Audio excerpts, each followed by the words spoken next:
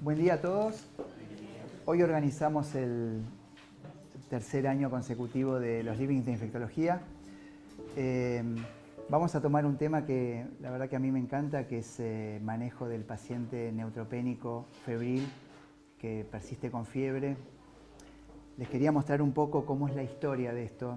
De hecho, cada uno de los livings que vamos a hacer, vamos a intentar de recordar la historia reciente de cómo evoluciona la infectología a través de los años, y la verdad que en pocos años van a ver cuánto avance que hubo. Bueno, como les decía, el tema que vamos a tocar son las micosis en el huésped inmunocomprometido, cuándo indicar tratamiento antifúngico empírico en el paciente neutropénico febril y si algo cambió a través de los años. Bueno, acá estamos nosotros cuatro. Bueno, esta cara de feliz cumpleaños, en realidad quería homenajearlo a Abel Jasovich, que fue uno de mis maestros, que él fue un pionero en el manejo del paciente neutropénico y febril. Así que, bueno, esta es una foto reciente. Lo invité a Abel, justo no podía venir, pero quería homenajearlo a Abel. Bueno, ¿en qué nos basábamos nosotros hace unos años para decir el tratamiento antifúngico empírico? Decíamos que consistía en administrar un antifúngico luego de un esquema empírico con antibióticos de amplio espectro en pacientes que persistían febril a pesar de la antibiótico-terapia. Entonces, hubieron dos grandes estudios que en realidad, no grandes por la cantidad de pacientes, pero sí por la importancia de la introducción del antifúngico empírico. El primero fue el estudio del año 1982 de un infectólogo pediatra que se llama Philippe Pizzo, y el otro de Menier, que trabajó junto a la EORTC. Entonces, fíjense ustedes en la situación primaria cuando se publica en el 82, cómo se designó el estudio. Eran 50 pacientes, no habían respondido al tratamiento antibacteriano empírico, tenían persistencia de la neutropenia, persistían febriles, y Pizzo los dividió en tres grupos. Uno que continuó con los antibióticos, uno que le sacó los antibióticos y lo dejó sin nada, y el otro que le adicionó anfotericina. ¿Qué pasó fundamentalmente en esto? El que continuó con antibióticos tuvo 6 enfermedades fúngicas invasivas.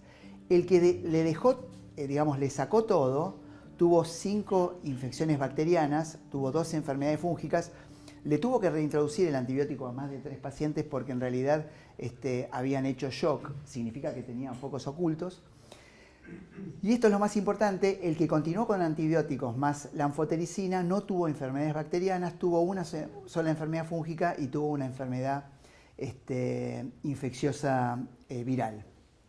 Entonces, la conclusión del trabajo de Pizzo, que fue bastante demostrativa en esto, fue, bueno, el antifúngico tiene algo que ver en la mejoría y en la evolución clínica de los pacientes neutropénicos y febriles de la introducción del mismo. Bueno, 7 años después, la gente de la EORTC, a través de Menier, también publica el uso empírico de la anfotericina. El estudio fue mucho, basándose en algunas cosas que hizo Pizzo, obviamente, le puso antibacterianos empíricos. Si entre el quinto y el séptimo día persistían febriles, no tenía ninguna documentación, y por supuesto neutropénicos, tenía 2 grupos. Le ponía antifúngicos, anfotericina B de oxicolato, o no le ponía antifúngicos y continuaba con tratamiento antibacteriano. Fíjense ustedes, la mortalidad no había variado. Sin embargo, las infecciones fúngicas claramente en el grupo que no había recibido antifúngicos es mayor. Infecciones bacterianas es muy similar y otras infecciones 15 y 12. La conclusión que en ese momento saca este grupo, estamos hablando de los 90, de 80 y pico, tratamiento empírico con anfotericina B puede ser indicado en pacientes con cáncer neutropénicos y febriles sin documentación bacteriológica y que no hayan respondido al tratamiento antibiótico inicial. El grupo que más se benefició son los pacientes adultos que no habían recibido profilaxis. El grupo de ORTC había recibido profilaxis previa desde hace muchos años, tenía eso como opción y, como les decía, era el que más se benefició. Entonces, un poco la idea del Living era ver cuáles fueron los avances que hubieron en estos últimos años para decir, bueno, ¿sigue esto como una situación puntual? ¿Hay que ponerle antifúngicos o hay algunas situaciones que pueden disminuir el uso de antifúngicos? ¿Qué es lo que hay que hacer? Bueno, para eso invitamos a dos amigos de la casa que ya vinieron a los 3 livings. Uno es Fabián Herrera. Me dijeron que exclusivamente diga 2 cosas de cada uno. Fabián es médico de CEMIC, del Servicio de Infectología o de la sección, y es miembro de la Asociación de Huésped Inmunocomprometido acá de SADI. Alejandra también es médica de planta de Hospital Italiano. Obviamente ambos son médicos infectólogos y es miembro de la comisión de SADI de Huésped Inmunocomprometido. Así que un poco la idea, Fabián, es preguntarte a vos, ¿qué se está usando como profilaxis y si eso tuvo algún cambio en el uso empírico de la anfotericina? Buenas tardes. Bueno, para mí es un gusto agradecerle a Javier que me haya invitado y estar con Alejandra, que trabajamos hace muchos años en esto. Primero quiero, obviamente es un tema muy largo, simplemente preparé unas poquitas diapositivas para contestar la pregunta de Javier. Con respecto al tratamiento antifúngico empírico, sí, el ir un poco antes, que es tratar de prevenir las micosis, tuvo un impacto significativo. Vamos a ver algo de esto.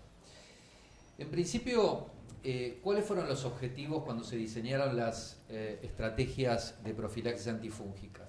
Obviamente, disminuir la incidencia de IFI, disminuir la mortalidad temprana, relacionada y no relacionada, y los objetivos secundarios que se plantearon también en los estudios de profilaxis fue prolongar la sobrevida libre de enfermedad fúngica y disminuir los costos de atención. Vamos a ver ahora qué de todo esto se logró y si se logró, si realmente tuvo impacto. Obviamente dentro de todos los trabajos como endpoints secundarios estaba también la reducción del uso de antifúngicos empíricos. En todos los trabajos siempre estuvo eso también. Bueno, la primera pregunta que uno se tiene que hacer antes de decidir implementar una estrategia de profilaxis es ¿qué prevenir? Ya desde hace muchos años, son estos dos los patógenos blancos, aunque hay algunas estrategias de profilaxis que también cubren otros, pero recordar que ya desde hace varios años Aspergillus es el hongo más frecuente en pacientes neutropénicos de alto riesgo, inclusive en los que no reciben profilaxis antifúngica. En las cortes de pacientes con leucemia sin profilaxis uno esperaría o pensaría que las candidemias son más frecuentes. No, aún sin profilaxis los más frecuentes son los filamentosos y dentro de ellos los Aspergillus. Así que ese es un concepto que uno tiene que tener muy presente. El segundo es a quiénes, pacientes de alto riesgo, que ahora vamos a ver, justamente lo vamos a explayarnos. Y la tercera pregunta es ¿cuándo tiene impacto? Dos autores definieron que la profilaxis tiene impacto clínico, por lo menos cuando uno tiene una incidencia de al menos 6 u 8% de IFI en la población que uno quiere implementar esa estrategia de profilaxis, ¿sí? Pero diferentes estudios, hay muchísimos estudios de costo-efectividad hechos en los 4 continentes que demostraron que las estrategias de profilaxis antifúngica son costo-efectivas y costo-beneficiosas, es decir, ahorran dinero, aún utilizando posaconazol y voriconazol, que son los azólicos más onerosos, cuando la incidencia es mayor del 10%. Así que esos son números que uno los tiene que tener en mente cuando tiene que negociar con los prestadores de salud y decir, no, esta droga es muy cara. Bueno, o sea, obviamente un estudio de costo-efectividad hay que hacerlo en el país con cosas locales para demostrarlo. Eso está demostrado, acá en Argentina no hay, pero en muchos lugares sí. Así que esta pregunta está contestada. Vamos a ver ahora cuáles son los escenarios en donde uno siempre se plantea de riesgo. Bueno, aquellas patologías que relacionadas al cáncer y los tratamientos provoquen neutropenias prolongadas, los escenarios más frecuentes son las leucemias agudas, inducción, reinducción, recaída, los síndromes de fallo medular, el fallo del Graf, etc. Todos los estados de inmunodeficiencia celular significativa, sobre todo asociados al trasplante alogénico, progenitores hematopoyéticos con H y corticoides es el escenario más importante, pero no es el único. Algunas otras, uso de algunas drogas, por ejemplo antilinfocitarios, en otros escenarios también incrementan el riesgo. Algo muy importante es el estado de la enfermedad de base y la edad. O sea, no es lo mismo tener una leucemia mieloblástica aguda joven, con una inducción estándar, que un paciente que tiene más de 65 años, que le van a hacer altas dosis de ARA-C, o un paciente que tiene una reinducción, una leucemia que no entró en remisión en el primer ciclo. Esa tiene mucho más riesgo de enfermedad fúngica invasora. Y además hay que considerar qué medicamentos, qué antineoplásicos se utilizan. Una de las cosas que uno tiene que tener en mente es que están apareciendo nuevas evidencias, que hay drogas que se utilizan para el cáncer. El ejemplo son los inhibidores de la tirosinquinasa, como el ibrutinib, que ponen en riesgo, ya cada vez se sabe más de eso, de riesgo de IFI asociado a ibrutinib, por diferentes mecanismos. El ibrutinib actúa sobre blancos del linfocito B, receptores del linfocito B, que también están contenidos en macrófagos y en polimorfonucleares y modifican la actividad de los macrófagos para fagocitar las hifas. Y también esta molécula actúa en coincidencia con los genes del Toll-like receptor tipo 9, que también están implicados en la acción antifúngica. ¿Sí? De hecho, uno de los polimorfismos genéticos asociados con aspergilosis son los del Toll-like. Así que el ibrutinib, por lo menos, se cree que por esos dos mecanismos y algunas otras cosas más, incrementaría el riesgo. Así que uno tiene que tener esas cosas en mente. De hecho, hay algunos autores que ya están poniendo, por ejemplo, en los pacientes con leucemias linfoblásticas agudas, que no son los clásicamente de alto riesgo, los añosos o los que tienen altas dosis de corticoides o regímenes intensivos, pero que usan ibrutinib con quimioterapia, tienen riesgo de tener una IFI y son candidatos también a profilaxis antifúngica. Así que eso hay que tenerlo en mente. Obviamente tener una infección fungoinvasora previa. La exposición epidemiológica hay que tenerla presente, o sea, capaz que el paciente no tiene una neutropenia prolongada, pero es un trabajador de la construcción, trabaja asociado a la jardinería, granjas, etcétera, en donde hay alta exposición, o están en medio de una construcción en la casa, en el medio del diagnóstico, en el hospital. O sea, la epidemiología es importante también. Las coinfecciones virales, en el caso de los trasplantes halogénicos, eso está bien estudiado de los virus respiratorios, por ejemplo, para influenza o obviamente citomégalo, como inmunomodulador. El daño mucoso, la mucositis, incrementa el riesgo de fungemia y la colonización de múltiples sitios por cándida. Sobrecarga de hierro, que muchos de estos pacientes tienen porque son politransfundidos, sobre todo para mucor, que le encanta. Lo de los polimorfismos genéticos todavía no está estudiado. Y si tiene alguna comorbilidad, sobre todo diabetes descompensada o EPOC, que digamos aumenta la colonización de la vía aérea por conidias. Así que esas cosas uno las tiene en mente. Algunos son factores muy importantes y otros son adicionales. Simplemente aquí les puse un resumen de lo que han mostrado los estudios randomizados para definir a ver qué antifúngico yo elijo. Fíjense que todos los azólicos disponibles, salvo el isabuco, que no hay ensayos randomizados de profilaxis todavía, y mica y caspo, no hay estudios randomizados de anídula, han mostrado impacto en la reducción de candidiasis invasora, ¿sí? Así que cualquiera de ellos. Para reducción de aspergilosis invasora, los 3 azólicos anti-aspergillus y la anfotericina B inhalada, un estudio que también usaba profilaxis con fluconazol, también han demostrado, algunos son estudios contra placebo, otros son estudios contra algún antifúngico comparador, pero bueno, con diferentes diseños lo han demostrado. Y de los endpoints más duros y más fuertes, cuando uno busca mortalidad, porque a veces uno cuando indica una profilaxis antifúngica puede decir, yo quiero no tener la micosis, no importa si eso me va a reducir o no la mortalidad, yo prefiero no tener un paciente con micosis, y eso también es una cosa importante, más allá de la mortalidad. Pero bueno, vamos a lo que siempre se busca, que es mortalidad. Por primera vez en el año 92, en una cohorte de pacientes con trasplante halogénicos, prolongar el fluconazol hasta el día más 75 prolongó la sobrevida al día más 110 comparado contra placebo, por diferentes mecanismos. Así que por primera vez mostró un azólico ese impacto. Y luego ya fijándonos en Aspergillus, que como les dije es el patógeno número 1, durante H, posaconazol claramente demostró reducción de la mortalidad relacionada, y lo más importante, el estudio de posaconazol contra fluco e itra, reducción de mortalidad inclusive global.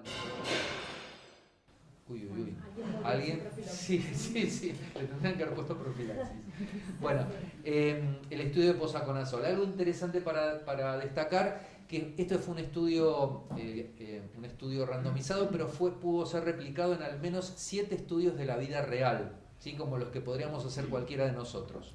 Así que esto fue replicado y está demostrado. Así que cuando uno tiene que elegir cuál antifúngico, eso es un poco el resumen de lo que uno puede utilizar. Y finalmente, para terminar con este tema, les cuento qué pasó con nosotros en una corte de trasplantados en el pre-engraftment. Fíjense, nosotros iniciamos el plan de trasplante en el año 96. Fíjense que menos del 50% de los autólogos y un poco el 60% de los halogénicos en el primer periodo usábamos profilaxis antifúngica, y eso lo fuimos aumentando a lo largo del tiempo. Hoy en día, en el último periodo, todos nuestros pacientes tienen profilaxis antifúngica, alguna estrategia. En autólogos casi todo fluconazol, pero fíjense qué pasó en halogénicos, cómo fuimos disminuyendo el fluconazol e incrementando significativamente el uso de los azólicos anti-Aspergillus, por lo que lo mencioné anteriormente. Y paralelamente con esto, les quiero mostrar lo que pasó con el tratamiento antifúngico empírico, es decir, utilizar antifúngicos en pacientes con riesgo que persistían con fiebre. Bajamos del primer periodo de casi un 50% a 9%, tanto en autólogos como en halogénicos. Así que esto es un poco la expresión de lo que fue aumentar la profilaxis antifúngica y el impacto que tuvo en el tratamiento antifúngico empírico. Si me quieren hacer alguna pregunta de esto, como no sé cómo... No, yo capaz que le quería preguntar, como modo de resumen, la indicación de profilaxis con cobertura para hongos miceliares sería bien puntualmente las leucemias, las inducciones de las leucemias, el síndrome mielodisplásico. Esos serían los grupos que tienen indicación de cobertura para micelios, de la profilaxis primaria.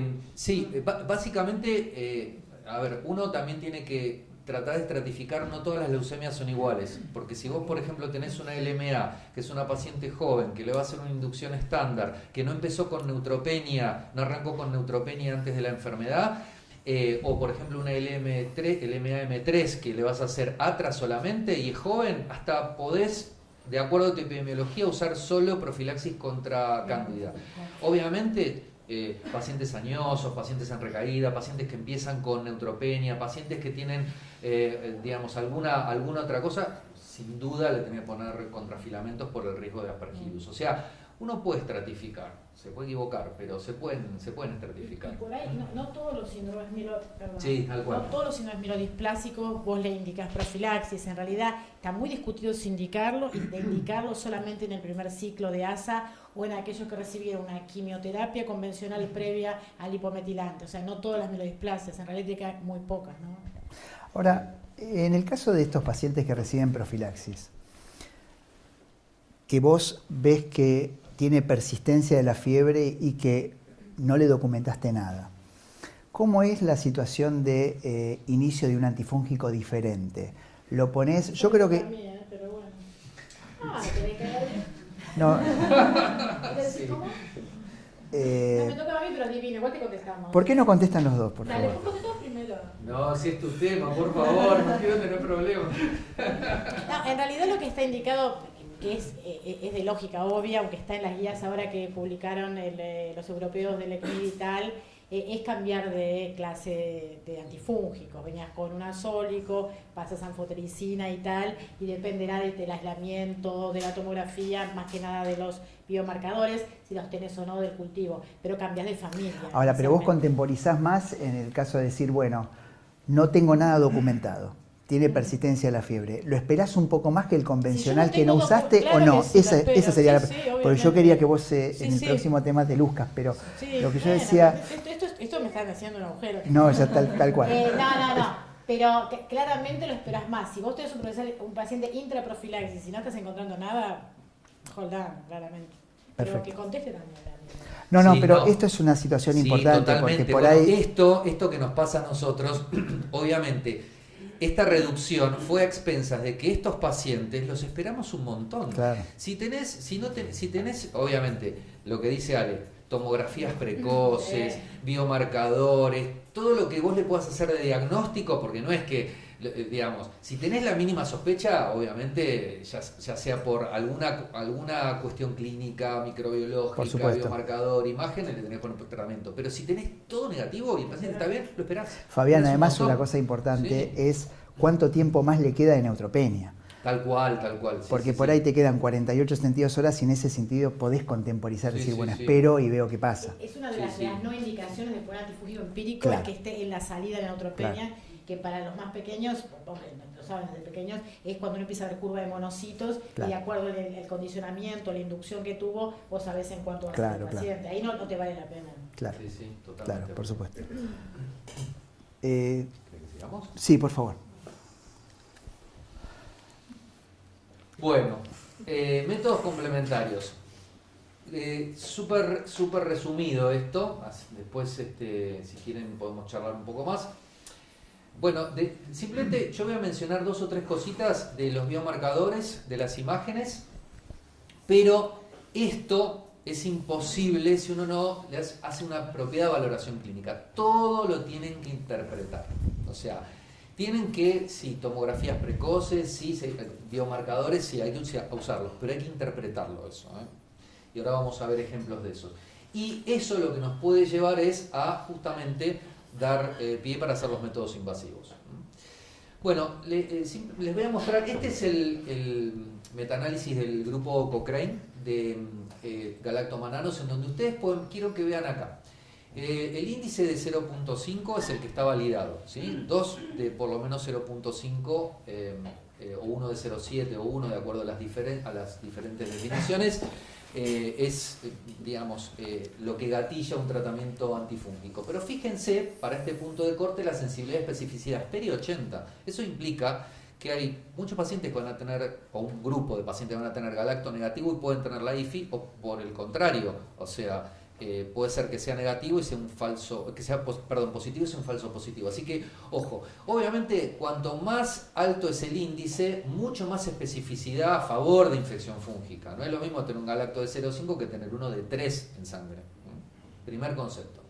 Para vigilancia, perfecto. Vigilancia implica pacientes, por ejemplo, que tienen riesgo, ¿sí?, que no tienen un azólico que cubra aspergillus o algún antifúngico, perdón, que cubra aspergillus, por ejemplo, pueden ser profilaxis con fluco o sin profilaxis. Perfecto. ¿Por qué? Porque uno de los inconvenientes es falsos negativos, que la causa más importante es uso de antifúngicos con acción antifilamentos, ¿sí? O sea, la sensibilidad baja a 30, 20% de acuerdo a los estudios, baja significativamente. El otro punto es, acuérdense que no sirven para monitorear pacientes no neutropénicos. Los neutrófilos tienen residuos de manosa y eso hace que se clareen los galactomananos de sangre. O sea que no sirven, por ejemplo, para monitorear a alguien que tiene alto riesgo, por ejemplo, una H. Un paciente con H, que sería un alto riesgo, no sirve porque no está neutropénico, ¿sí? Tiene baja sensibilidad. Tiene falsos positivos y tiene falsos negativos.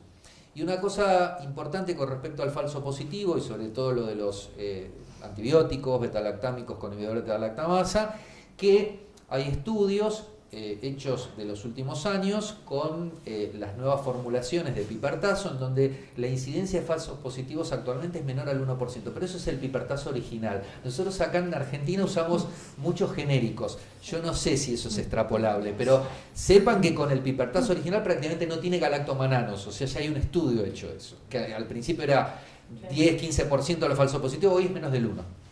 Así que eso para tener en cuenta. Y la otra cosa es el tema de la conservación de la muestra.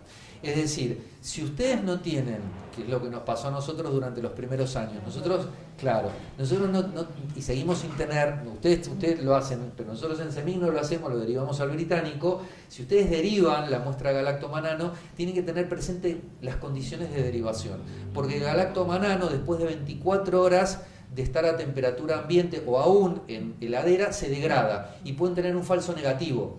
O sea, si ustedes si van a demorar el envío de la muestra más de 24 o 48 horas, lo tienen que frizar a -20. Entonces, esas cosas son importantes para después interpretar un resultado negativo, por ejemplo. Capaz es un falso negativo porque está mal conservada la muestra. Así que ojo que acuérdense todos esos inconvenientes que tienen los galactomananos en sangre.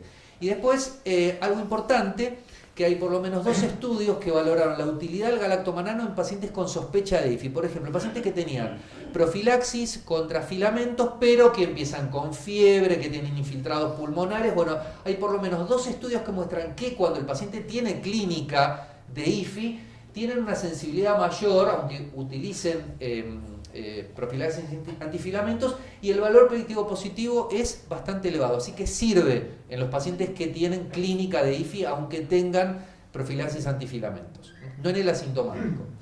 Y movámonos ahora, para finalizar con este tema, a galactomanano en VAL. Para mí, creo que Alejandra y Javier van a opinar lo mismo, creo que cambió el diagnóstico de Aspergillus, el galactomanano en VAL, ¿no? Claramente, fue un antes y un después.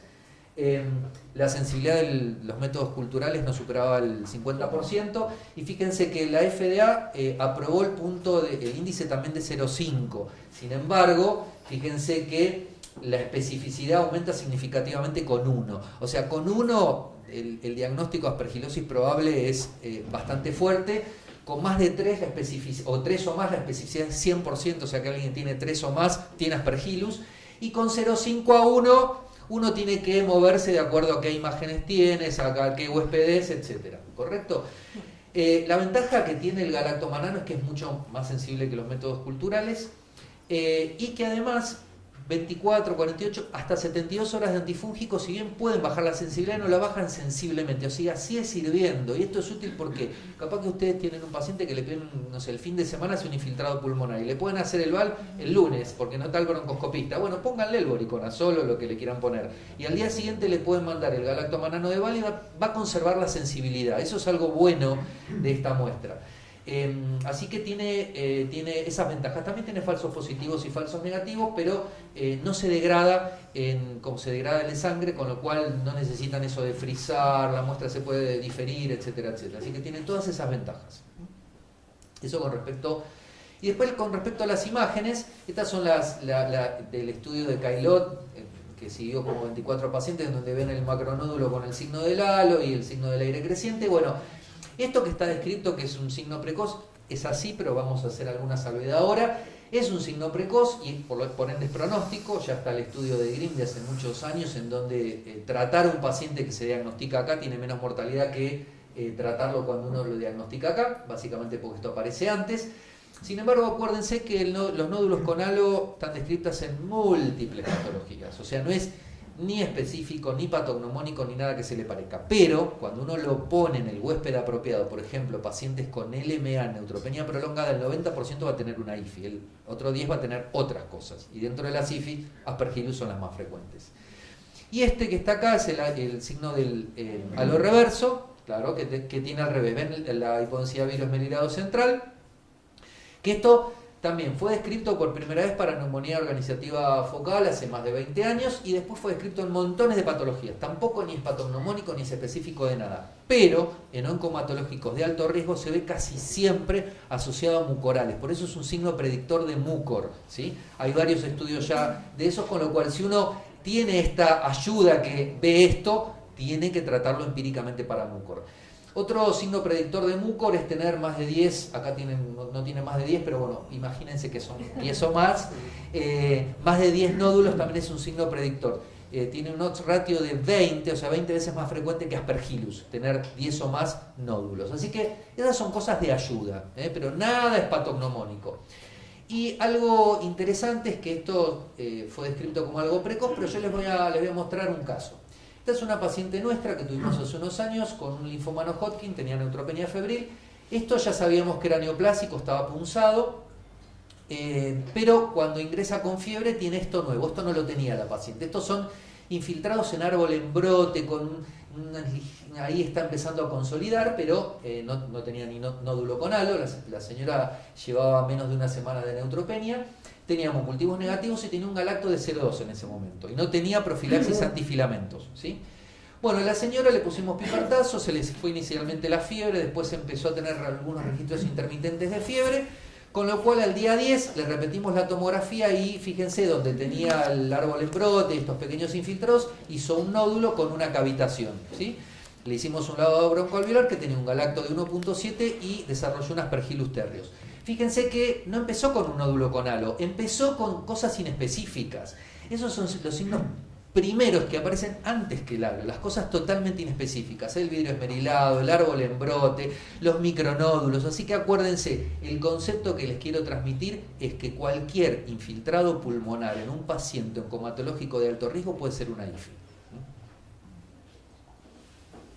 Y finalmente, para dar pie a que los métodos diagnósticos son útiles a veces para tomar decisiones, para IFI este es un estudio de infiltrados pulmonares en oncomatológicos, en donde ven acá en las barras verdes son los que le hicimos VAL, que es casi la mitad de los pacientes.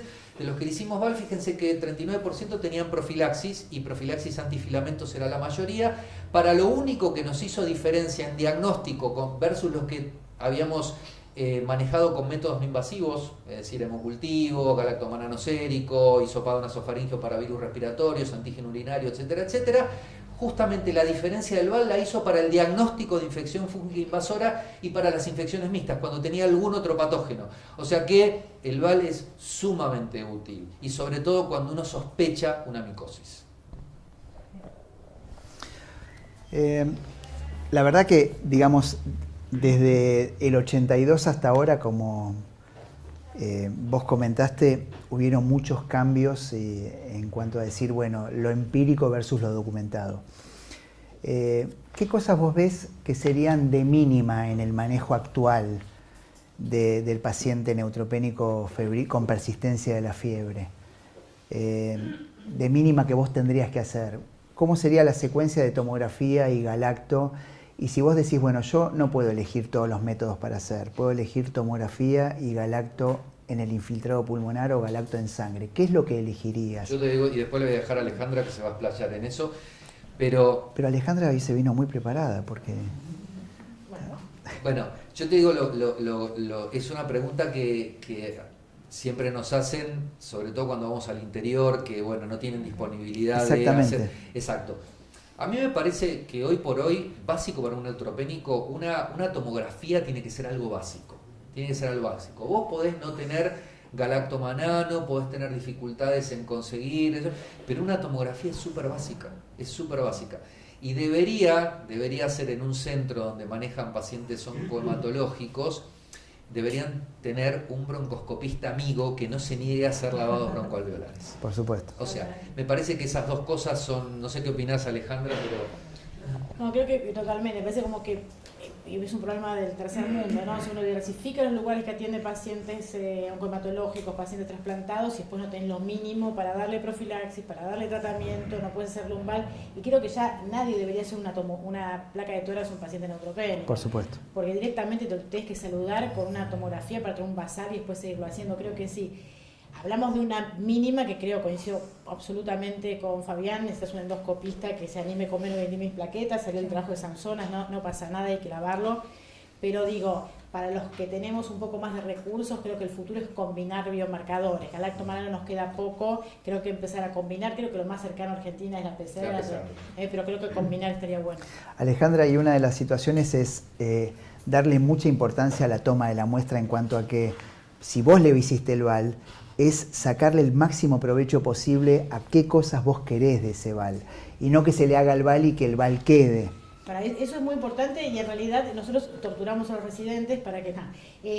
creo que vos tenés que escribirlo en la evolución y agarrar porque va a ser el más chiquitito el que se encargue de la muestra. Explicarle lo importante que ese paciente, que no tiene plaquetas, que esa muestra se mande para todo. Entonces yo lo hago como si fueran oligofrénicos, que no lo son. Tuvo 1, anatomía patológica, tuvo 2, PCR, porque hay que, creo que de uno que deje escrito, porque a veces el otro no lo hace porque no puede. Y también chequear, lamentablemente nosotros tratamos de no hacerlo, porque el hospital tiene endoscopista todos los días, como Fabi, como ustedes, pero no hacer si podemos sábado o domingo los procedimientos, porque no estamos todos y a veces se pierden. Uno puede hacerlo, pero sabés que algo vas a perder, ¿no? Voy a volver un minuto para la opinión de ustedes en cuanto a pedirle una tomografía computada al paciente previo al inicio de la quimio. Que eso es una situación que no está muy establecida, pero tiene mucha importancia. Yo veía la imagen que vos mostrabas y hubiera estado bárbaro saber si antes de empezar la quimio no tenía algo. Hay pacientes mielodisplasia, por ejemplo, que están neutropénicos meses, y en general a veces uno puede localizar y distinguir si tiene nódulo, no tiene nódulo, tiene infiltrado, por qué lo tiene, etcétera. ¿Ustedes le hacen habitualmente? No, nosotros básicamente a los pacientes que están totalmente asintomáticos y que los interrogamos y no tienen nada epidemiológico, no le encontramos nada, digamos, en el tórax y demás, nosotros básicamente no se lo hacemos, pero eso es discutible. Hay centros que le hacen, que te recomiendan hacerle así como te dicen, bueno, mínimo una radiografía de tórax previo a la quimio, algunos que sugieren hacerle una tomografía. De hecho, nosotros sí le hacemos a los pretrasplante, pero ya vienen con ciclos previos en esos pacientes cualquier cosa mínima de sospecha le hacemos una tomo, ya sea de senos o de tórax, si tuvo algo respiratorio, si tiene un síntoma, si tuvo algún antecedente. A esos sí somos un poco más estrictos y le pedimos, pero no a cualquier quimioterapia no le hacemos básicamente una tomografía. No sé si ustedes le hacen a todos. Obviamente en médula no se discute porque uno ingresa con una tomografía, pero nosotros tenemos un subgrupo que es el alto riesgo hematológico, que son las leucemias agudas en inducción o reinducción, mielodisplasias con muchos factores de riesgo. Ese grupo hemos definido hacerle una tomografía de inicio, porque después a veces, sobre todo pacientes añosos o por ahí fumaron en algún momento, por ahí tiene alguna lesión que uno se enganche y de repente, ahora tenemos una paciente así, que no sabe si eso venía o no venía de antes, y estás dando un tratamiento antifúngico hasta que mejore y te aumentan los costos, claramente. Y por ahí en nuestro hospital una tomografía es como un vaso de agua, no se lo niegan a nadie. No, tal cual. Bueno, un poco la idea es terminar con esto y que vos puedas mostrarnos si hubieron avances en el tratamiento de infecciones documentadas. Yo me tengo que parar porque soy un poco inquieta para hablar sentada. Dale. Tengo cuestiones así. A ver, ¿cómo era esto? No. Ay, perdón, mirá, me había... Perdón, ¿sabes qué? Me había olvidado. No, perdón, son los años. Son los años. Me había olvidado que había una... No, que esto lo puse... No, perdón. Esto lo puse porque se acuerdan que yo les dije que todo requería interpretación, que era la valoración clínica. Les puse este ejemplo. Bueno, miren, les cuento. Esta es una paciente que tuvimos hace unos años, más específicamente en el año 2011. Fue la primera paciente con la cual usamos profilaxis con posaconazol, en una leucemia en reinducción. Nosotros hasta ese momento utilizábamos flujo y seguimiento con galactomananos. Bueno, esta paciente no entró en remisión con la primera quimio, entonces le cambiamos a posa. Fue el primer caso. Bien, hacía más de 30 días que estaba con neutropenia. Y en medio de todo eso, un día descarga sero sanguínea por la nariz. No tenía ni dolor, ni edema facial, no tenía nada más que un poquitito de descarga de sero sanguínea. Le pedimos estaba con profilaxis con posaconazol. Le pedimos una tomo y fíjense que el único que tenía en la tomo era un engrosamiento del seno maxilar. Nada más que eso tenía. No tenía... o sea, yo esto lo muestro ¿por qué? Porque uno siempre dice, las micosis en oncomatológicos tienen invaden la grasa periantral, edema de los músculos, lisis óseas, etcétera. Todo eso está bárbaro. O rinosinusal. Sí, o tiene cosas... Bueno, eso está perfecto. Pero son las micosis floridas. Bueno, este era el primer día que la paciente tuvo algo, le pedimos la tomografía. Bueno, ¿qué hicimos? Lo llamamos al endoscopista amigo que tenemos, también tenemos hizo una endoscopía endonasal, y fíjense qué lindo, en la endoscopía endonasal tenía necrosis, y lo único que tenía era engrosamiento del seno, y en esa necrosis tenía una masa, esto es un fresco, que es una masa de filamentos tabicados, y desarrolló Fusarium solani. Esa tomografía, si uno dice, solamente tenía un engrosamiento del seno, si yo me quedo de brazos cruzados, no le hago el diagnóstico del Fusarium, y además la endoscopía tiene fines terapéuticos, porque le tengo que remover todo el tejido necrótico para que difundan los antifúngicos. Eso es lo que yo les quiero rescatar con la valoración clínica. A veces en estos pacientes lo mínimo que aparece tiene que desencadenar toda la serie de procedimientos hasta los procedimientos invasivos. Es también un concepto que seguramente compartimos con Sí, para mí es fundamental y me parece bárbaro que me hayas puesto usted en el medio, no, pero creo que es fundamental porque es una evaluación en conjunto, o sea, no es solo hacer tomografitis, galactomananitis, la clínica, que lo aprendimos todos, que somos todos clínicos antes que infectólogos, es mandatorio, o sea, el paciente tiene algo, por más mínimo que sea, aunque no tenga una imagen, uno va y es invasor, es agresivo. La idea de estos pacientes es ser muy agresivo y encontrar un patógeno no significa que no tenga otros más. Por eso uno siempre apuesta a ser agresivo, no porque uno esté malhumorado, sino porque quiere tener rédito. Me parece que estos dos casos, y sobre todo este último, es muy importante. El paciente sangró por la nariz, hay que mirarle, hay que tomarle una muestra. No tengo un endoscopista mío, que sería ideal, aunque sea le meto un hisopo mando mientras que voy consiguiendo quien lo haga, pero algo tengo que hacer, dio clínica. Yo no me puedo quedar como que eso no tiene nada y es un caso muy didáctico. Entonces quiere decir que nunca diferir el procedimiento. Nunca. No. Jamás. Jamás sospechar, no, esto es porque tiene, no hay una respuesta y aparte el punto de este grupo de pacientes, tanto oncopatológicos como trasplantados, puede tener más de un patógeno. Vos te mandás a tratar uno solo y tienen otro. Entonces hay que ser agresivo y no quedarse. Por ejemplo, típica época nuestra, tiene un rinovirus que en trasplante da imágenes. Eso no, mirá, por ahí tiene un hongo y tiene el rinovirus, el neumocistis, el hongo. O sea que hay que ser muy agresivo y seguir todas las muestras. En cuanto a tratamiento antifúngico, ya salieron las guías este año de tratamiento tanto de las europeas para aspergilosis, para mucor, tenemos las del año pasado, las americanas más o menos un poquito dicen lo mismo, estos son mis conflictos de interés. La idea es que, bueno, para cándida no hay mucho nuevo, sabemos que la primera línea para estos pacientes hematológicos son las equinocandinas, todas muy buenas, y si no, en el grupo también está incluida la anfotericina liposomal, pero por costos claramente uno le da una equinocandina a este grupo de pacientes para tratar la candidemia. ¿Por qué no digo fluconazol en un paciente neutropénico? Porque yo sé que el fluconazol es fungistático y que las equinocandinas son fungicidas, que actúan en el biofilm.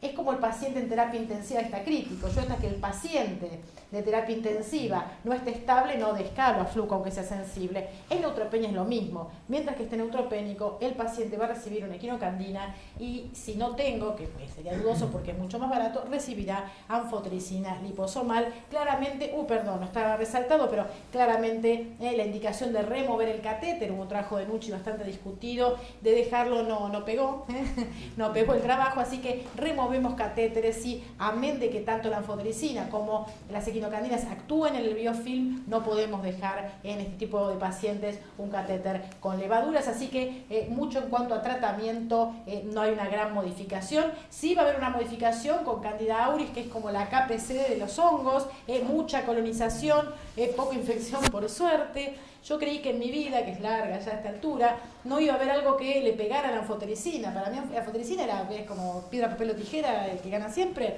Bueno, le pego porque claramente, fíjense que un 54% de las Candidas auris son resistentes.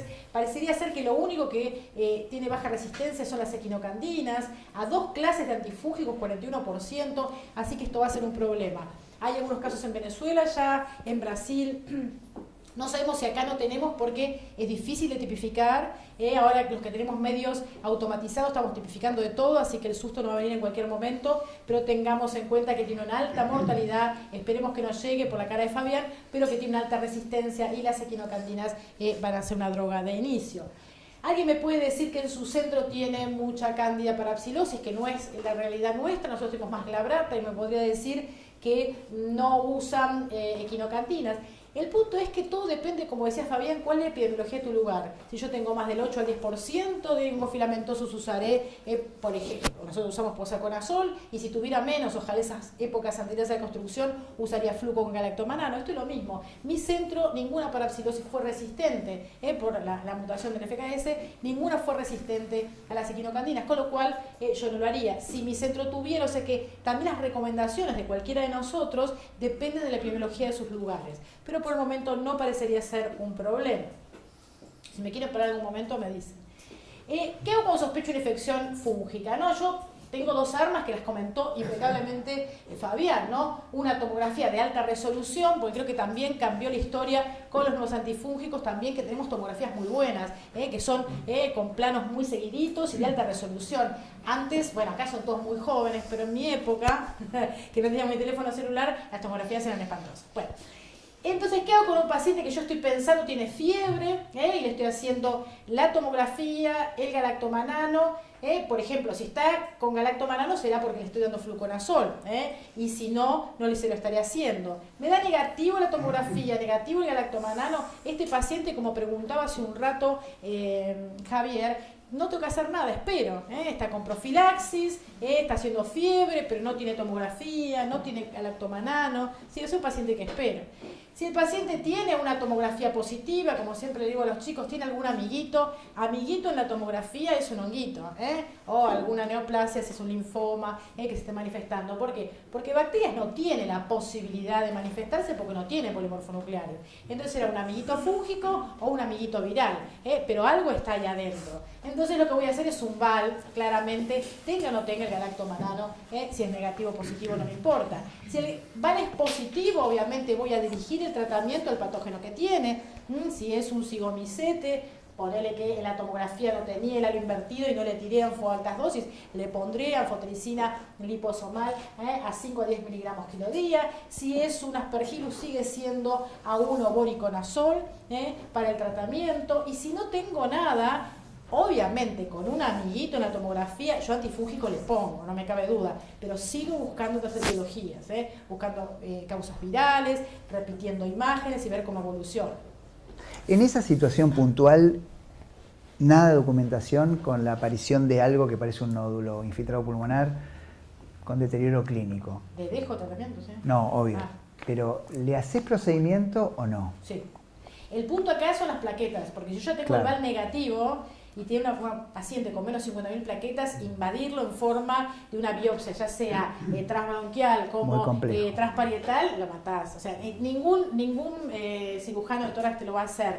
Vas a tener que aguantarte la ansiedad y todo hasta que recupere plaquetas y ahí sí lo invadimos. Para la próxima. Muchas veces nos pasa no a la salida, esperamos, o sea, cuando sale la neutropenia. Claro, me refiero, no está neutropénico para la próxima que vos puedas saber bien. Totalmente, y lo dirigís. Y a ver si puedo ajustar. El problema que a todos nos pasa es cuando esperaste tanto, muchas veces no recuperas nada. Vas ahí, es tejido necrótico, o el hongo no está, y probablemente en la próxima quimio vuelva a crecer porque está fallando los polimorfos. Pero bueno, vos insistís, y aunque el paciente ya haya salido y tal, y tiene mucho, nosotros biopsiamos, usamos mucho realmente la biopsia y tratamos de, para hongos muchos métodos moleculares no tenemos todavía, pero nos va a ayudar cuando los tengamos también, ¿no?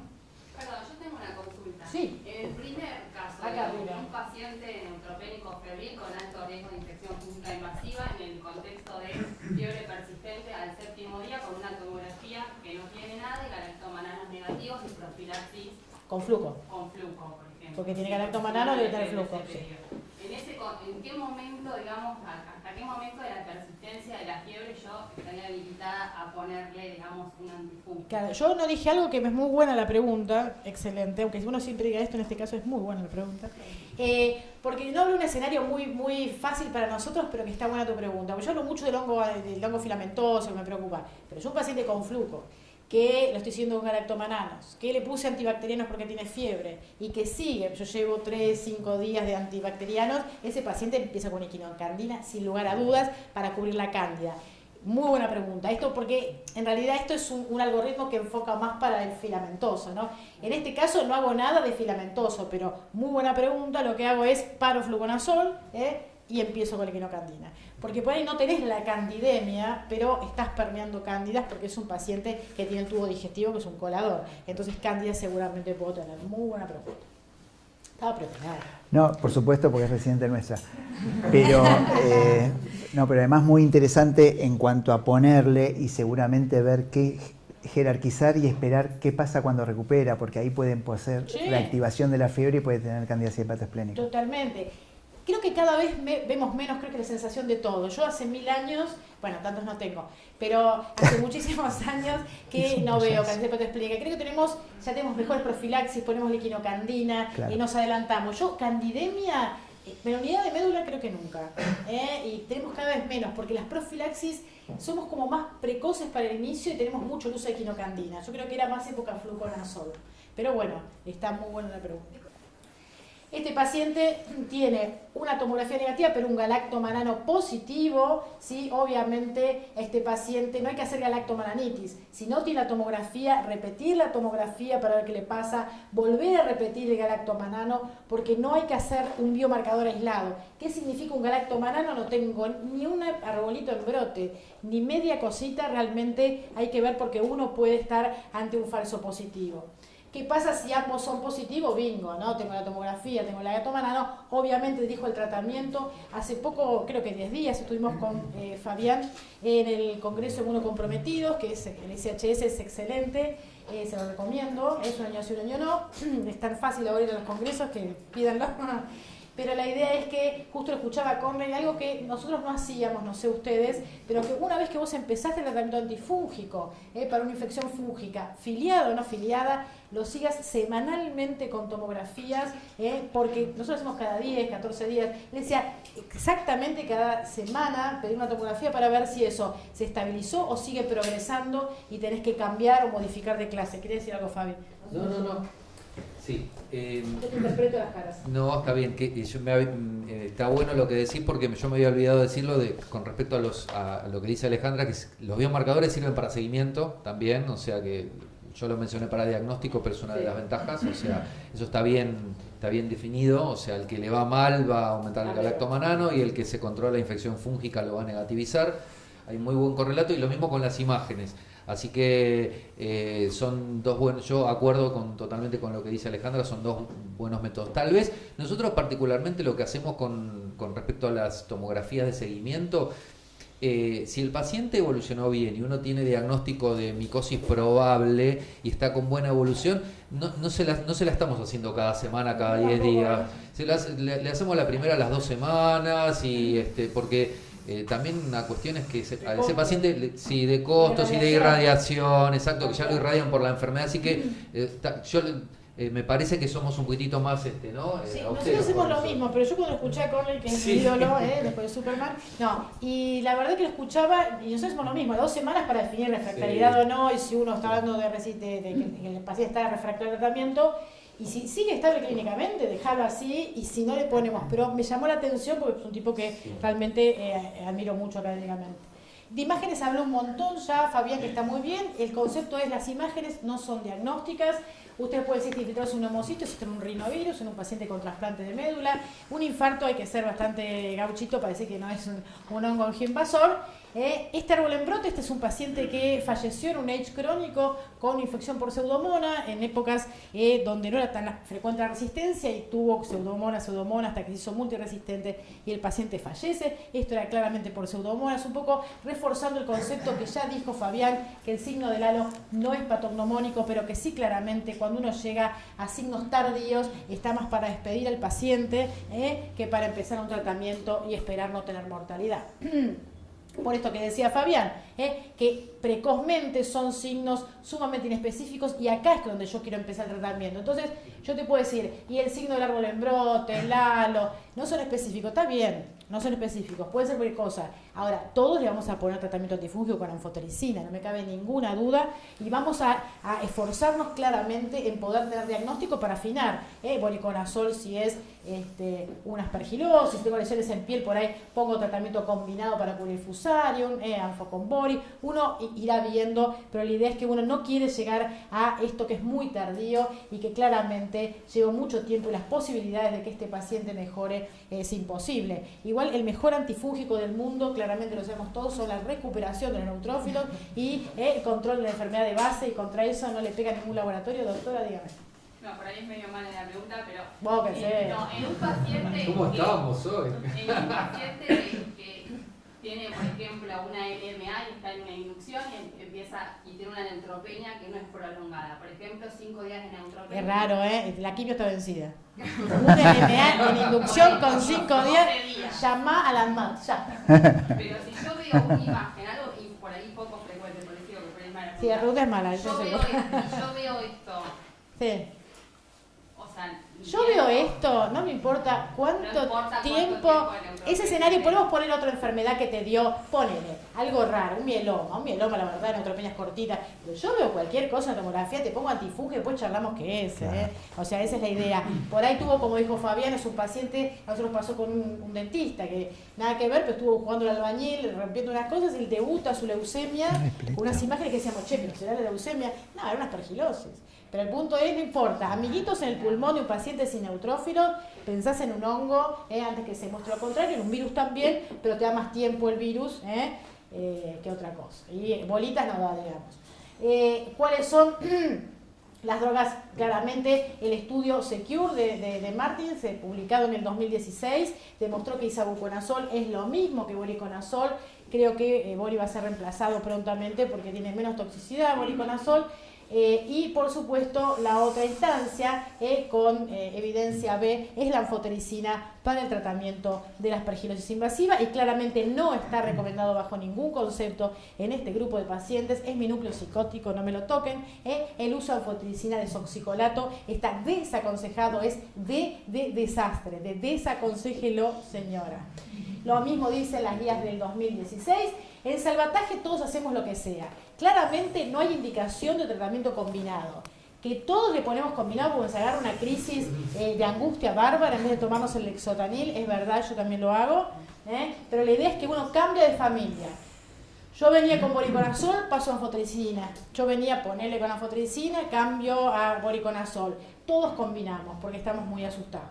Entonces nosotros lo que hacemos, nuestra combinación es anfotericina caspo, otros podrán usar otra combinación, pero yo lo preparé para C2A, discreto, tratamiento combinado, no hay nada, lo revisé hace poco por otra charla, lo escuché ahora en el ICHS, no hay evidencia de inicio, pero que todos hacemos combinación, seamos sinceros entre nosotros.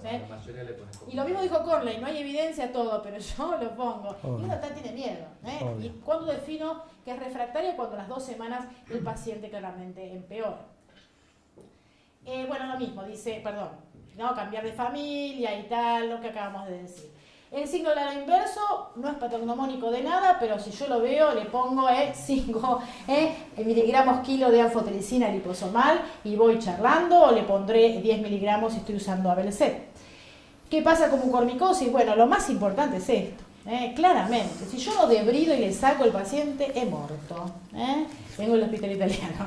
Está muerto porque sí, no hay como darle. Yo soy una paciente que fue un escenario distinto, una trasplantada renal. La señora vino por un rechazo, tenía una tosecita, le hicimos una tomografía, tenía un nódulo, y yo que vengo del oncohematológico, veo también sólido, saquémosle el pedazo de pulmón. La señora estaba de cúbito veraneante, iba, venía. No, mira que está bien. Saquémosle el nódulo. La señora Bárbara se tiene que ir de alta, que yo se murió. Al mes y medio de estar divina, la señora fallece. Porque el mucor claramente, si bien el escenario de neutropenia es el peor, el mucor es un hongo angioinvasor, es malito, sigue progresando y hay que sacarlo. Los pacientes que yo conozco que sobrevivieron son pacientes que el cirujano se animó a sacarlo aunque esté neutropénico, plaquetopénico, porque eso es como la frase de: si yo lo lavo ahora, lo intubo, y si no lo lavas ahora, también lo vas a intubar. Este círculo es el mismo, hay que convencer a varias tácticas, acá tengo muchas chicas lindas para convencer al cirujano. Bueno, ¿qué pasa con el mucormicosis? He tomado parte de lo que se dijo en el ICHS y también está publicado. ¿Por qué? Porque ANFO demostró ser igual también a isavuconazol en mucor, en el estudio vital, así que es una de las indicaciones, un estudio de Martin también del 2016 del Lancet, donde si la función es normal, uno va anfotericina liposomal 5 a 10 miligramos, de acuerdo si uso la formulación de liposomal o Abelset, 5 para una y 10 para el otro. Si el paciente no lo tolera, porque realmente hay que bancarse dosis altas, entonces uno podría bajar a la mitad la dosis que le puso. Si el paciente está estable, de escalar a isavuco, a posaconazol. Posa no está indicado de inicio el tratamiento, se corrió la cosita, pero no importa. Y si el paciente directamente, esto fue una recomendación de Conley en este congreso, si la función renal es anormal, y directamente poner de inicio, gracias al estudio vital isavuconazol, va a estar disponible en agosto y va a ser muy cara, así que veremos cuándo nosotros podemos usarla, ¿no? Pero bueno, nos iremos acomodando, probablemente sigamos con anfotericina por el momento. Siempre que vos descalás a una droga, haces la carga primero. siempre haces la carga. Dejás un día más con la anfotericina y haces la carga del azólico. Pero nunca pasás sin carga, porque necesitas lograr steady state. La anfotericina es otra droga. Claro, cuando pasás ahí sabuconazol. Sí, haces la carga. Haces la carga y después 240. O Alposa lo mismo, 300 cada 12, Isabuco 200 cada 12. Tendría que haber puesto carga ahí, muy buena. Muy bien, ¿también es suyo ese médico? No, voy a hablar con él ahora. Bien. También haces un grupo acá que nada, hay que contratar. Muy bien. Lo mismo que les dije yo, las guías europeas, debridar, controlar la enfermedad de base, ¿sí? Las anfotericinas como opción, controlar la enfermedad de base es difícil. Y esto importante, ¿no? Los quelantes están desaconsejados. Yo le saqué el nombre al autor de esto porque me da mucha lástima el señor, porque se le ocurre algo interesante, ¿no? O sea, si el mucor se alimenta de hierro y tiene gran apetencia, yo le pongo un quelante de hierro y le va bien. Gran idea, mal resultado, por eso se desaconseja. Nadie se le ocurre tratar a un zigomicete, aparte de antifúngico, con quelantes. Pero ojo que si el paciente necesita por otra razón quelantes, no es el escenario cuando está con una zigomicosis. Muy bien. ¿Qué hacer cuando es refractario? Rezar, si son creyentes. En mi caso estoy un poco complicada, pero todos combinamos también en el caso de refractariedad. Yo me acuerdo que había salido, no lo puse, pero no importa, un trabajo de Reed en aquel momento, en el año 2008, y le iba bárbaro, era versus combinado caspo con anfotericina versus monoterapia. Me enganché con ese, me fue bien y después me fue 1000 veces mal. Pero bueno, todos también en ese caso combinamos. ¿Cuándo debemos combinar de inicio? Para terminar esta parte, cuando tengo fusarium. Fusarium no sabemos la sensibilidad de inicio, así que la mayoría de los centros usamos borianfo o anfocaspo, pero no podemos por monoterapia hasta tener la sensibilidad. Y algo que siempre me olvido, que está en todos lados, es que aprendamos a pedir la sensibilidad de las aspergillus. Porque estamos con que los nórdicos tienen mucha resistencia, pero nosotros no sabemos. Nos asustamos con un terbius y decimos, será sensible a la anfotericina y tal, pero tenemos el azólico, pero uno puede tener resistencia y no la sabemos porque también usamos antifúngicos alimentando animalitos que después comemos. Muy bien. Igual no importa, son más distintos, pero tanto Pseudosporium como, hay que acostumbrarse a la Leptospora, como Escopulariosis también tiene indicación de tratamiento combinado. No para Aspergillus, no para Cándida. ¿Sí? ¿Y por qué fallamos en el tratamiento? Es difícil, por varias cosas, porque sea resistente y no hay que olvidarse de pedir la sensibilidad de acostumbrarse, que no todos los Aspergillus son sensibles. Porque lo que nos pasa, a veces nos retrasamos el diagnóstico, llegamos tarde, ya hay mucha necrosis, no rescatamos nada, o a veces nos tenemos que retrasar porque no se animó el endoscopista o el cirujano y llegamos tarde. Que el antifúngico no sea el adecuado, porque tengo interacciones farmacodinámicas, o porque el paciente lo di de alta y no lo está tomando bien, o porque, por ejemplo, estaba usando bori y me olvidé de dosarlo, y si uso bori lo doso, y si no puedo dosar los niveles, no lo uso, el voriconazol. Siempre quiero tener más de 1.5 en tratamiento y menos de 5, más de 1.5 para eficacia y menos de 5 para toxicidad, pero si no, no lo uso. Posa realmente en tabletas no tiene indicación de dosaje, salvo obesidad, si un PMI de más de 30 o más de 90 kilos de peso, o un H severo que tenga mucha diarrea. Estos son algunas alternativas de tratamiento. Realmente los estimulantes de colonia no nos aportan mucho en infecciones fúngicas, pero transfusión de granulocitos nosotros usamos bastante en nuestro hospital. Hay grupos que defienden la transfusión, otros que no, todos los congresos lo mismo. Nosotros la verdad que en infecciones fúngicas que no responden, entre todo lo que hacemos, el tratamiento combinado y tal, usamos transfusiones de granulocitos, y el interferón gamma lo hemos usado, que hace mucho ya no vemos.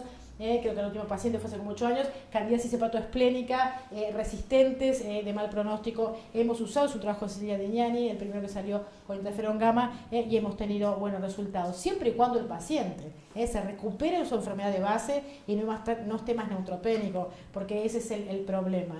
No nos olvidemos de la resistencia, sí, esto es un cuadro que todos conocen, pero acuérdense que las sensibilidades no son siempre estables y que se mueven mucho.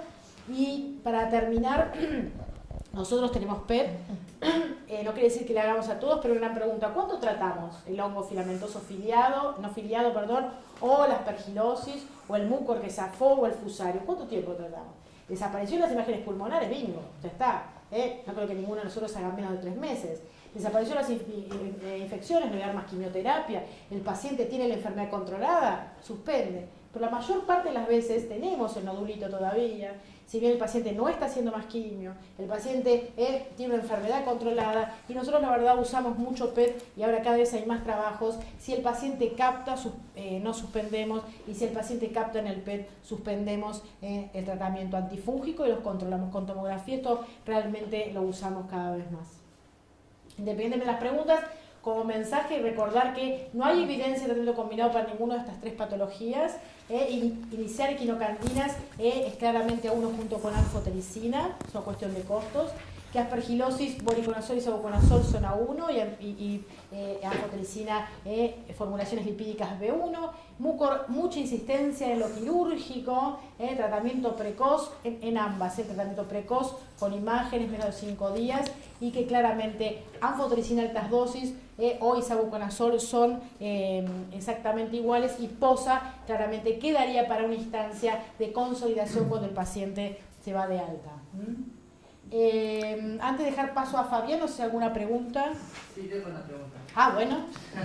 Acerca de los perfiles. Muy bien, el que lo va a contratar el doctor, díganme. Sí, exacto, tómenle los datos. ¿Hay especies críticas en Argentina? ¿Hay qué? Especies críticas de perfiles con resistencia a soles. En que en realidad, ¿sabes qué? No sabemos. Yo nunca, de las que hemos mandado a analizar, yo nunca tuve ninguna resistente, no sé Fabián si tuvo alguna tampoco, pero creo que como no tenemos la cultura de mandar todas las especies, por ejemplo, nosotros no teníamos hasta hace menos de un año posibilidad de hacer sensibilidad, todo lo mandamos al Malbrán. Las instituciones privadas para derivar, aunque te parezca divino, es un lío. Que esto, quien lo cubre, quien lo paga, quien lo lleva, que se terciariza.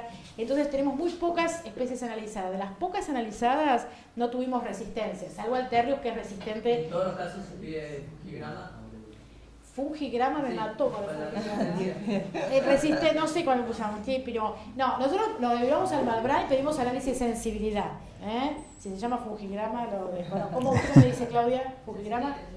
¿Sabes uno que es sensitive que cubre Tiene que saber mucho ella, digamos. No. Hay uno que es un kit que mide azoles, equinocandinas, en general se usa ese. Y anfotericina, Sensititre es la marca. Por lo menos lo que tiene, bueno, nosotros en el hospital tenemos, y el Malbrán también, que se deriva ahí. Sí. Ya sabe mucho de ¿Te lo pueden mandar a vos? ¿Te lo pueden mandar a vos? Perfecto. Antes de acá pasamos el mail, Hospital Fernández. Claudia.frola. ¿Alguna otra pregunta antes de paso a... Quedan dos temas Yo te hago una chiquititos. pregunta, Sí.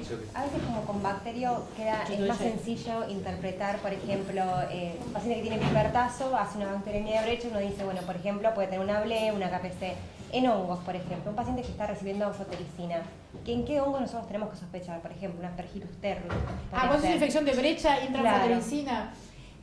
Normalmente uno pensaría que intraanfo solo podías tener un terrius, claramente, que es el único relatado. Pero también puede ser un fusarium, que es resistente a la anfotericina, o algunos costos raros, ¿sí? que tengan. Es raro que vos tengas una infección de brecha por un Aspergillus, o que tengas un zigomicete, porque estás con infección con dosis bajas de anfotericina. Yo, porque a veces uno hace el ejercicio de, bueno, tengo esto, ¿qué es lo que puede crecer bajo este tratamiento? O, por ejemplo, tengo un paciente que está con profilaxis con boriconazol. Ahí con bori puedes tener cualquier cosa, perdón.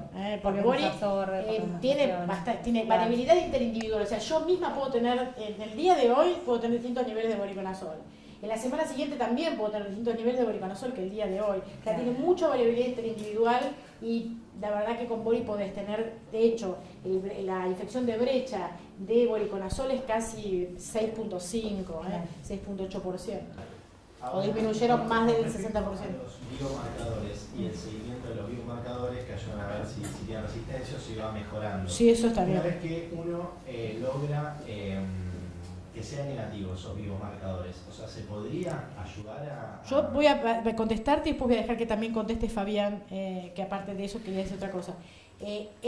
La pérdida del galactomanano está indicando que vos estás respondiendo a la infección muy bien, pero ojo, porque si vos perdés los galactomananos porque saliste de la neutropenia, yo ya no sé. O sea, el escenario de neutropenia crítica y caída de la galactomanano diciendo, este paciente va bien.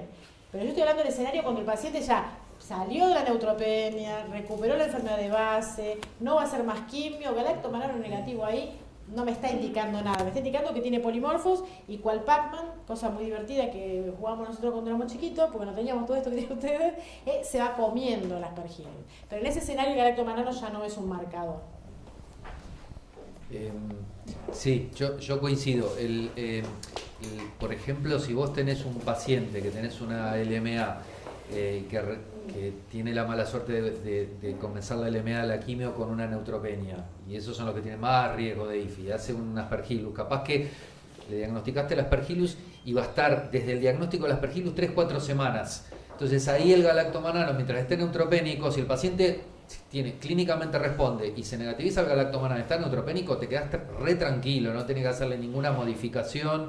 Inclusive hay que tener cuidado con las imágenes, porque eso también demostrado en todos los hongos filamentosos que el volumen de las imágenes durante los primeros 7 a 9 días puede aumentar entre 2 y 3 veces como parte del proceso.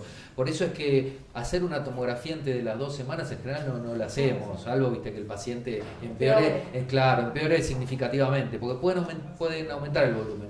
Así que todo eso, sí, yo acuerdo totalmente con lo que dice Alejandra. Una cosa con respecto a las micosis de brecha. Yo justo les mostré la fusariosis de brecha intraposa. Bueno, ahora tenemos internado, acá están los recientes nuestros, tenemos internado una paciente que tiene una mielodisplasia de alto grado, que está neutropénica, con 0 neutrófilos desde febrero. Se hizo un trasplante alogénico haploidéntico hace 1 mes y medio. ¿Sí? Estando neutropénica, hizo fallo del GRAF, sigue con 0 neutrófilos. Hace 1 mes está con posa desde febrero, intra 3 meses de posa, hace una fungemia por Trichosporum asagi. Así que son las únicas 2 fungemias que tenemos intraposa, que desde el 2011 usamos posa, bueno, son las únicas 2, y justamente son hongos que los encontrás en la fungemia, ¿viste? No es un aspergillus que el posa llega bien se mete en todas las membranas celulares y qué sé yo, por eso capaz que con bajos niveles no tenés muchas aspergilosis de brecha. Justamente lo que se ve con posa son las micosis que están en sangre, las fungemias por cándida, o esto que vimos nosotros, el tricosporon y demás. Esta del tricosporon también quería comentar que hace 1 mes que está fungémica. Está con tratamiento combinado inicialmente, y un poco respondiéndote. Hizo la micosis intraposa, cuando dijimos tiene levaduras, le cambiamos la familia, le pusimos anfo liposomal, pero ese mismo día, como tenemos Maldi, el Maldi nos dijo no es una cándida, es un tricosporon. Entonces le dejamos anfo y bori, que es el tratamiento de elección. Bueno, este aquí que lo mandamos al Malbrán, tenía una cima bori de 8, que es altísima para un tricosporon. Bueno, 10 días con anfo-bori, seguía fungémica y le cambiamos a caspo porque salieron algunos trabajos de sinergia, aunque no sea activa. Bueno, sigue fungémica. ¿Salió la No salió. No, es que no va a salir. Está esperando un no relacionado que va a venir dentro de 2 a 3 meses. Se va a morir. Por ahí sí, lo de la transfusión de granulocitos, por ahí sí, que ayuda pero un ¿sabes poco. qué? Es un dilema ético que tenemos nosotros con esa paciente, porque el trasplante no relacionado va a estar, le están buscando donantes y no saben primero si van a encontrar donante porque viene muy difícil y va a estar recién, por los tiempos de espera del no relacionado, los que hacen trasplantes saben que es más o menos 3 a 4 meses. Claro. Entonces, 3 a 4 meses con transfusiones de granulocitos, a mí, creo que están saludando. por eso, nosotros, ni los hematólogos ni nosotros estamos de acuerdo en hacérselo. Bueno, a mí me toca. Perdón. no, pero espera, yo voy a... Dale. No, cuando estuvimos viendo esto de un poco uso de anfotericina, fallo, como ustedes están puntualizando, qué droga seguir, nos planteamos con Luciana un poco de ver la entidad de reconstitución inmune, que eso es lo que te pedimos a vos un poco, a ver cómo es la entidad y cómo hay que asumirla, si eso, porque muchas veces uno ve que la imagen crece, el paciente mejora o a veces puede empeorar y dice, bueno, ¿esto es en relación al antifúngico o en relación a la recuperación? Entonces, por eso queríamos... Otra cosa, porque a veces, exactamente. ¿viste? Como dijo Alejandra, ¿viste? Estos inmunodeprimidos son una caja de sorpresa, tienen 1, 2, 3 cosas juntas. Sí, es un dilema. Bueno, yo les voy a, brevemente vamos a hablar algunas cositas de eso. Les voy a contar el primer caso que tuvimos de esto. Esto lo tuvimos hace muchos años. Es un paciente, un autólogo bastante infrecuente, porque hizo el engraftment al día más 19, que para un autólogo es muy raro, que, o sea, tampoco tenía a veces los autólogos hacen engraftment tardío, pero son los pacientes añosos, los politratados, no era el caso, fue bastante raro. Bueno, nosotros los autólogos, casi todos los tenemos con flujo y seguimiento con galactomanano. Bueno, la cuestión es que hace fiebre, y esto es para remarcar lo que les decíamos del rol de las tomografías, hace fiebre, y en este nódulo con un pequeño halo en vidrio mirario y conjuntamente tiene un galacto de 0,8, que es el caso que dijo Alejandra Bingo, o sea, acá está todo cerradito. Nosotros a este paciente no le hicimos vale, le iniciamos el voriconazol, le cambiamos a voriconazol. La cuestión es que a 3 días después de esto, el paciente hace el engraftment, al día más 19, fue 4 días después, y 2 días post salida de la neutropenia, el paciente empieza con tos que no tenía previamente, porque cuando le hicimos el diagnóstico acá, lo único que tenía era fiebre que apareció intraantibióticos. Empieza con tos, rales, que tampoco tenía, estaba febril, buen estado general. Le hicimos la tomografía en el área donde tenía el nódulo, fíjense que tiene una masa, que tiene mucho vidrio esmerilado y tiene una masa bastante grande. Esto es súper importante lo que dice Fabián. El paciente solo agrega un síntoma, se vuelve a tomografiar. Eso es muy importante. Y en ese momento, bueno, le pedimos el galactomanano. Obviamente el paciente estaba fuera de la neutropenia, pero tenía un galactomanano de 0,4 en conjunto con esta imagen. Bueno, fue el primer caso que nosotros tuvimos de dilema. Decimos, ¿qué hacemos? ¿Es una reconstitución inmune? ¿Quiere otra cosa? Bueno, la cuestión es que nos animamos y dijimos, usamos la lógica. Estuvimos a punto de hacer un lavado broncoalveolar. Bueno, exactamente. O sea, es que nosotros decidimos no hacerle el lavado broncoalveolar, ¿pero por qué? Porque el paciente estaba realmente muy, pero muy bien, y todo esto coincidió a las 48 horas de la salida de la neutropenia. Entonces dijimos, vamos a esperarlo un poquito. Bueno, obviamente estábamos pensando hacérselo al galactomanano, fue un River Boca, se lo hacemos, no se lo hacemos, bueno, no se lo hicimos, y fíjense, seguimos con voriconazol. Esto fue el día, por supuesto al paciente se le fue la tos, se le fueron los rales todos, día más 60 sin cambios en la terapéutica antifúngica, y día más 90, que es lo que dijo Alejandra, mínimo 3 meses de antifúngico le hacemos todos a los filamentosos, desapareció totalmente la imagen. Esto obviamente es el caso típico del síndrome de reconstitución inmune, que ahora les voy a contar las definiciones, que este paciente cumple con todas las definiciones. Obviamente les aclaro que si bien nosotros no le hicimos VAL, le hicimos hemocultivos lisis, le pedimos serología, le pedimos PCR para virus, para ver si podía haber sido otra cosa. O sea, lo estudiamos igualmente. No le hicimos el VAL, pero lo estudiamos. Bueno, esta definición de síndrome de reconstitución inmune la hizo Miselis, que fue una residente nuestra, que ahora es staff de Ann Arbor en la Universidad de Michigan, que trabaja con Carol Kaufman, que la hizo con Anaisi. Comienzo nuevo o empeoramiento clínico radiológico de una condición pulmonar infecciosa inflamatoria que ya estuviera preexistente, que lo tenía nuestro paciente, que está temporalmente relacionada a la recuperación de los polimorfonucleares, peri 48-72 horas, con evidencia de respuesta microbiológica, es decir, un descenso de por lo menos 50% del galactomanano en 2 test. Ellos pusieron, ahora les voy a hacer una apreciación con respecto a esto, dentro de los 4 días, sin cambios del tratamiento antifúngico, que fue lo que pasó en nuestro paciente, y obviamente ausencia de nuevas manifestaciones de enfermedad extrapulmonar, o sea que el paciente no tenga otra cosa, ¿no? Que sea solamente eso. Eso es lo que calificaría dentro del síndrome de reconstitución inmune. Bueno, yo busqué en la bibliografía, hay bastante de esto, pero lo que quise buscar es el trabajo que tenga más casos, y encontré este trabajo. Este es el trabajo que yo encontré que tiene más casos de síndrome de reconstitución inmune. Es un trabajo de una universidad de Seúl, de 153 pacientes con aspergilosis probable de acuerdo a los criterios de ORTC Mycosis Study Group del año 2008.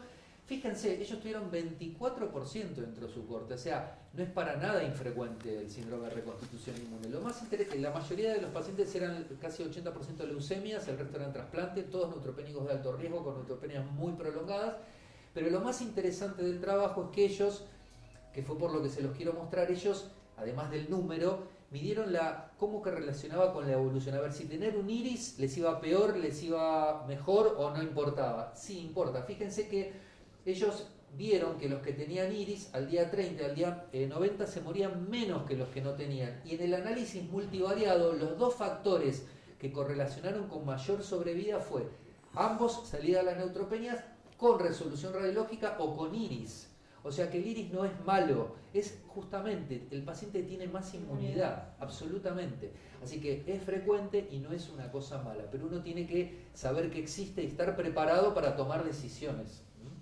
básicamente eso. Es un poco incorporar, digamos, porque uno siempre la asocia al paciente HIV positivo. Claro, tal cual. Pero tal está cual. bueno incorporarla en esta Tal situación cual. que no es peoría clínica por Absolutamente. fallo de tratamiento. Ojo, y en este trabajo, más del 50% tuvieron empeoramiento clínico con desaturación y Claro, sí, por supuesto. El nuestro tuvo tos y rale y estaba perfecto, pero es bastante frecuente que empeoren mucho. Ustedes Por también eso, con biológicos. Claro. Biológicos es otro escenario ahora que se está viendo mucho de empeoramiento cuando les retiras el anti-TNF o... Bueno,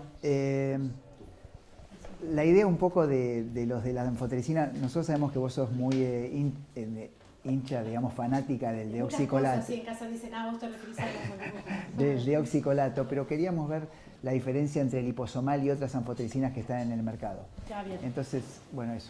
Yo como primera presentación voy a mostrar nada más que esto de una anfotericina que debe desaparecer, ¿no? O sea, ya está. Yo me acuerdo que era joven y lo vi en AIC presentar esto cuando tenía que hablar de polienos y creo que debe ser. O sea, el escenario de un paciente donde uno usó quimioterapia que es muy cara, le hizo un trasplante o le está dando un montón de drogas que son carísimas, poner este veneno es claramente obsceno, es absolutamente obsceno. Aumentando la mortalidad del 16 a 54% en pacientes jóvenes, llevando pacientes jóvenes en un 30% de la hemodiálisis, aumentando $30.000 por episodio, habrá que ver acá que seguramente es mucho más. O sea que de esta droga, y si alguien me dice que es barata, realmente es un cachivache. Por eso vamos a hablar de las formulaciones lipídicas. Esta desapareció. Esta era una anfotericina de desoxicolato cara. Se daba mucho falla renal, intolerancia a la, a la infusión. Esta desapareció claramente del comercio y nos quedamos con estas dos, que son Abelset y Ambisomen. Yo siempre digo algo, no quiero ofender a nadie, pero este es como el caviar beluga y este es el caviar del coto. Ambos son caviares, ¿no? Claramente. Pero son distintas. ¿Por qué? Porque tiene mejor tolerancia a la infusión y porque nuestro hospital, por lo menos, sí, anfotericina liposomal demostró que 3 miligramos es lo mismo que 5 y es lo mismo que 10 y Abelset tiene que usarse 5 miligramos y esto tiene el mismo costo en el hospital italiano. Claramente Abelset es más barata que Ambisomen, así que cada uno debe hacer sus números. En cuanto a usar anfotericina a 3 miligramos versus 5 miligramos versus Abelset, la intolerancia es mayor para los que usan Abelset, lo mismo con la fiebre, con los escalofríos, náuseas y vómitos, mismo problema y otras reacciones. Lo mismo sucede en favor de la anfotericina liposomal en cuanto al aumento de la creatinina, en cuanto a la producción de hipocalemia, la diferencia no es tan significativa.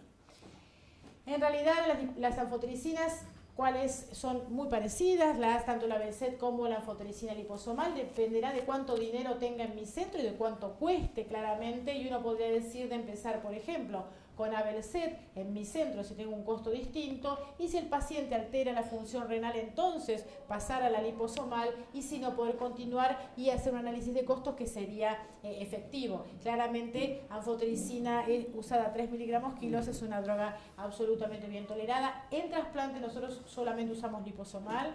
En hematológicos en realidad uno puede ver el análisis de costos y en eso definirlo, y claramente la anfotericina es indicación de inicio cuando tengo un hongo no filiado, ¿sí? Cuando tengo un zigomicete, cuando tengo interacción con azoles. Piensen que los pacientes que reciben mincristina, los pacientes que reciben atra, estos pacientes aumenta la toxicidad neurológica de la mincristina con los azólicos, con el atra, digamos, potencia el síndrome de atra, que es muy mortal, con lo cual desde 2 días antes hasta una semana después tengo que suspender el azólico, o que use drogas nuevas como idostaurina o venetoclax, donde tengo que disminuir la dosis del quimioterápico. En esos casos estaría indicada la anfotericina o micafungina. Nosotros micafungina no tenemos porque es mucho más costosa que las otras, entonces no pudimos bajar el costo y no la usamos, y claramente de inicio en tratamientos combinados para hongos que no sabemos, o fusarium o escopulariosis o tal. Así que no sé si alguna pregunta al respecto. Entonces vos claramente recomendás liposomal. Yes. Perfecto. No, bueno, esto es importante porque cuando se quiere reintroducir una droga en el mercado, que ya está, entonces es muy importante evaluar lo que vos decís, ¿no? Fundamentalmente, bueno, en la eficacia por ahí son iguales, pero si la toxicidad es mayor... seguro, pero la toxicidad es mayor. Perfecto. El punto es cuando te sale. Ahora, si vos me decís que en mi centro me sale lo mismo 3 miligramos que 5 y en tu centro es el doble, bueno, uno Claro, siempre... ahí tendrás que evaluar. Uno evalúa porque siempre los recursos son finitos y uno tiene que evaluar los costos. Entonces uno puede empezar y ver cómo funciona la creatinina, cómo tolera la infusión y tal, y verlo. Siempre depende de los costos y también el grupo. Yo creo que un escenario, trasplante halogénico, donde uno tiene muchas interacciones y quiere que todo muy limpito, donde no me cabe duda, y otro es el escenario del oncohematológico, donde tengo más cintura y por ahí menos toxicidades acumuladas. Perfecto. Bueno, no sé si alguien tiene alguna pregunta, la verdad que fue muy productivo todo esto. Desde el inicio, digamos, de lo histórico de anfotericina, cuando tiene persistencia la fiebre, hasta ahora ha pasado mucho camino y la verdad que los métodos complementarios, más las imágenes, etcétera, están ayudando muchísimo a usar eficazmente los antifúngicos y la verdad que fue muy productivo. Cada vez que hacemos un living, año a año esto se va renovando y la verdad que está bárbaro. ¿Tienen alguna pregunta para hacer? Bueno, les agradezco mucho que hayan venido y los esperamos el próximo.